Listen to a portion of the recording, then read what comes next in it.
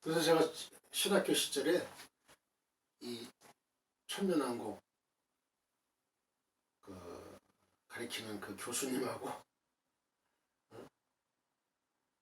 아주 많이 논쟁을 벌였어요.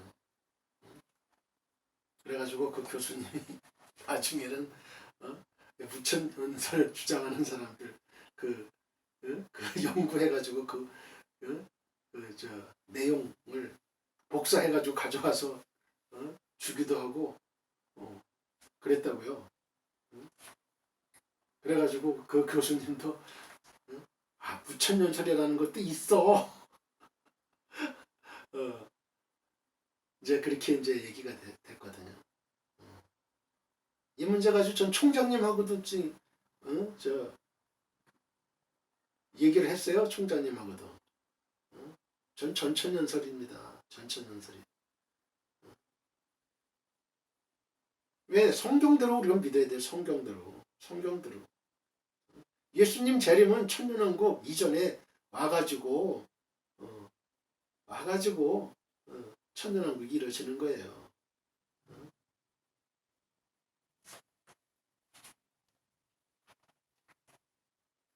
근래에는 많은 신학자들이 이 견해를 선호하고 있어요. 무천년설. 이 무천년설은 어느 정도 타당성이 있는 것처럼 보이기도 해요. 그러나 이 설을 취하게 될 때 무천년설 풀리지 않는 문제점들이 너무 많이 등장하기 때문에 득보다 실이 더 많은 게 이 설이에요.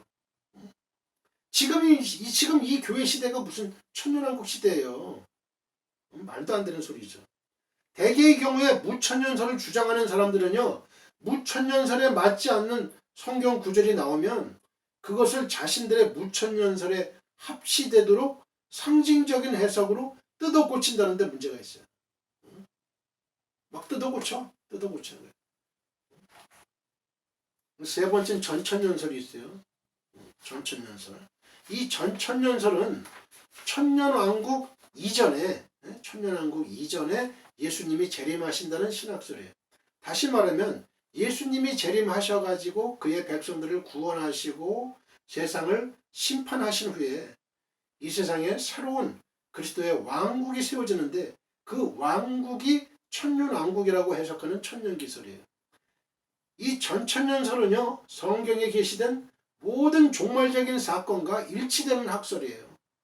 그래서 보수 진영의 교단 중에서 대부분 이 전천년설을 종말론의 신학적 견해로 취하고 있고, 이 전천년설은 가장 오랜 신학적 전통을 가지고 있어요. 그러나 이 전천년설도 여러 가지 상충된 견해로 갈라지는 갈라지. 그래서 많은 견해 차이를 또 보이고 있어요. 그 가운데서도 가장 특이한 전천년설로 주목을 끌고 있는 게 소위 세대주의 전천년설이에요. 세대주의 전천년설. 이 세대주의 전천년설은 전천년설인데 이 앞에 세대주의가 붙어요. 이 세대주의 전천년설은 다른 전천년설과 비교할 때 성경 해석에 너무나도 현격한 차이를 두고 있기 때문에 보통 전천년설이라고 부르지 않고 세대주의적 전천년설 이렇게 말을 하고 있어요. 세대주의적 전천년설. 그러면 간단하게 한번 살펴볼게요. 이 세대주의적 전천년설은 무엇이냐?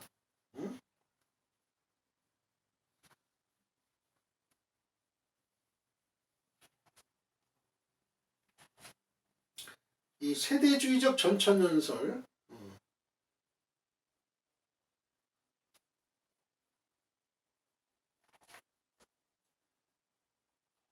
dispensational 프리밀레니얼리즘 이게 전천년설인데 루이스 스페리 쉐이퍼 그 다음에 펜테코스트하고 왈브우드 글인데요. 제가 잠깐 소개를 해드릴게요. 재림은 두 번 있다. 재림은 한 번이 아니고 두 번이다. 공중과 지상. 그리고 교회의 휴거가 교회의 휴거가 대환란 이전에 일어난다. 교회의 휴거가 대환란 7년 대환란 이전에 일어난다 이거죠. 그리고 7년 대환란 후에 재림이 있다.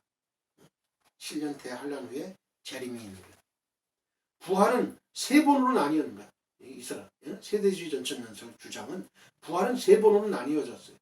휴거 시에, 또 환란 시나 또는 환란 후에, 그다음에 천년왕국 후에 각기 있을 것이다. 부활이 이렇게 주장을 하는 거예요.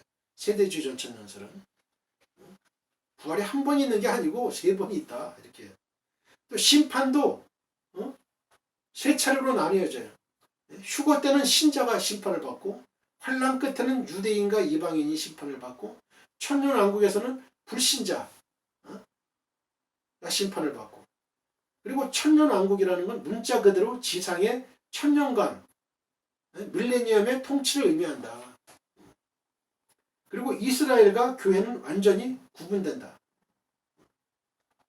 그리고 공중 재림으로 어린 양의 혼인잔치를 베푸는 동안에 지상에는 환란이 있고, 이 기간에 이스라엘은 회심하여 성지로 돌아온다. 그리고 환란기 끝에 온 인류를 심판하고, 양과 염소는 구분되고, 사탄은 천년간 구금되고, 적그리스도는 파멸된다. 환란기에 죽은 성도는 부활해서 천년왕국에 들어가, 그리스도와 성도들은 예루살렘에서 성전과 제사를 재현한다. 이렇게 이제 얘기를 합니다.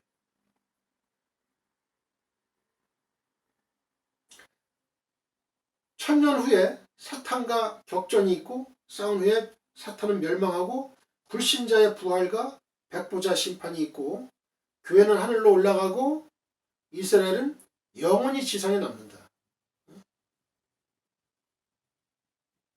이 견해는 세대주의 전천연설, 이 견해는 몇 가지 반론과 비판을 피하기 어려워요. 뭐냐면 예수님께서 재림하심으로 의인과 악인이 동시에 부활하고 동시에 마지막 심판을 받을 것으로 묘사되고 있다는 점을 쉽게 무시할 수 없어요. 성경에 그렇게 나와 있잖아요. 예수님 재림하시면서 의인과 악인이 동시에 부활된다고 그랬잖아요. 의인은 생명의 부활로, 악인은 심판의 부활로 부활한다 이랬죠. 동시에 마지막 심판을 같이 백보자 심판, 신보자 심판을 받는 것으로 이렇게 묘사하고 있는데, 이 세대주의 전천연설은 그게 아니잖아요. 심판도 세 번으로 나뉘어지고 부활도 세 번으로 나뉘어진다. 이게 말도 안 되는 거죠. 둘째, 이 구약 예언들에 대한 지나친 문자적인 해석은 정당하지 못하다고 보는 거죠. 성경의 문자적인 해석은 일반적으로 건전한 해석 원리지만, 성경의 예언들과 상징들에 대해서는 문자적으로만 해석할 수 없어요. 신약 자체는 때때로 구약을 영적으로 해석해요. 예를 들어서 바울은 갈라디아서 3장 29절에서 예수 믿는 이방인 그리스도인들을 뭐라 그랬냐면 아브라함의 자손이라고 불렀어요. 예수 믿는 이방인 그리스도인들을 아브라함의 자손이라. 영적으로 해석한 거죠. 바울이 갈라디아서 3장 29절.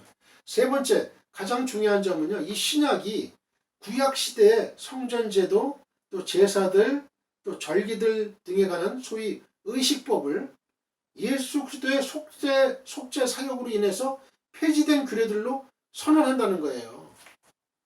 예수 그리스도의 속죄 사역으로 말미암아 이 구약의 성전제도, 제사, 절기 이런 거 의식법, 이건 다 폐해졌다 이렇게 선언하는 거죠. 신약이. 골로새서 그 성경 구절을 보면요, 골로새서 2장 16절로 17절에 그러므로 먹고 마시는 것과 절기나 월삭이나 안식일을 인하여 누구든지 너희를 편론하지 못하게 하라, 판단하지 못하게 하라. 이것들은 장래일의 그림자이나 몸은 그리스도의 것이니라. 히브리서 8장 13절. 새 언약이라 말씀하셨으며 첫 것은 낡아지게 하신 것이니 낡아지고 새하는 것은 없어져 가는 것이니라.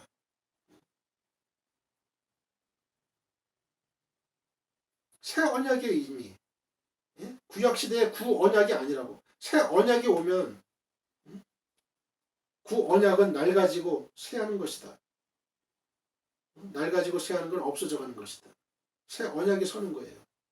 그러므로 신약시대 말기 예수 그리스도께서 재림하신 후에 천년왕국 시대에 구약의 성전 제도와 제사들, 절기들이 다시 부활될 것이라는 이 구약 예언들의 문자적인 해석은 신약 계시의 빛 아래서는 용납되기가 어렵죠.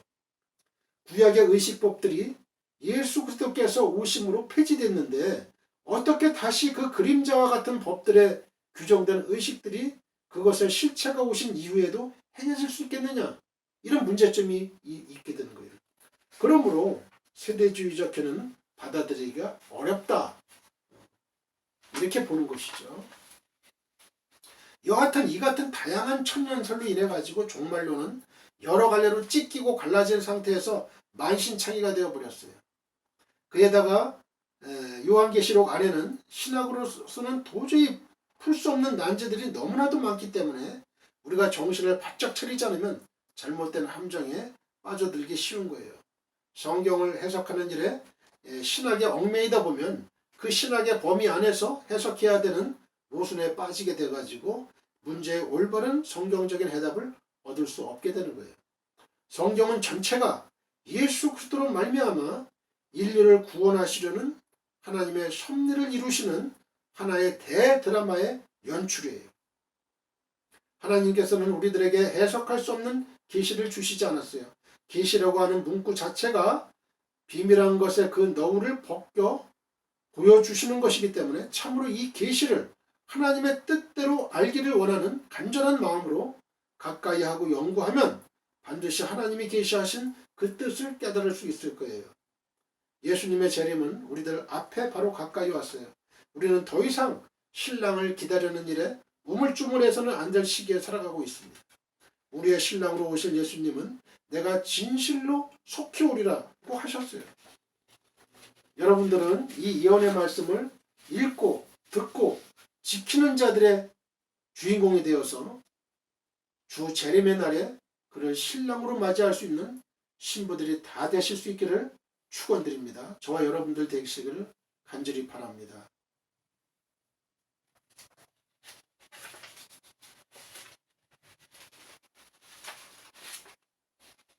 축도가 끝나고 주여 섬창하고 통성기도 들어갑니다.